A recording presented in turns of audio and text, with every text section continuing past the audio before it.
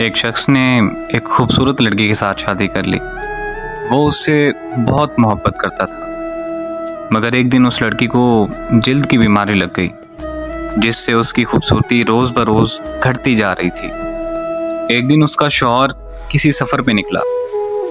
वापस आते हुए उसे एक हादसा पेश आ गया और उसकी दोनों आंखें चली गईं। खैर, उनकी अज़दवाजी ज़िंदगी यूं ही चलती रही और उसकी बीवी की खूबसूरती मज़ीद घटती रही, मगर अंधे आदमी को इस बात का इल्म नहीं था, लिहाजा उनकी ज़िंदगी पर उसका कोई असर नहीं पड़ा।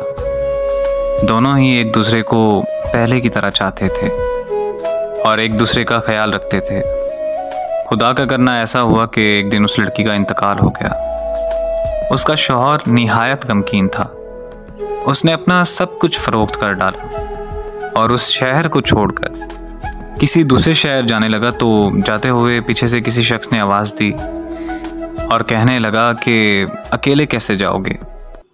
अब तक तो आपकी बीवी आपकी मदद करती थी, आपका ख्याल रखती रही और आपकी आंखें बंद रहीं।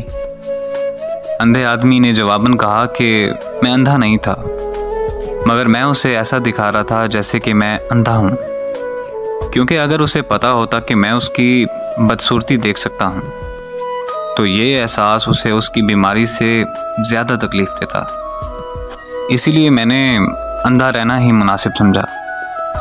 वो बहुत अच्छी बीवी थी, मैं बस उसे खुश रखना चाहता था।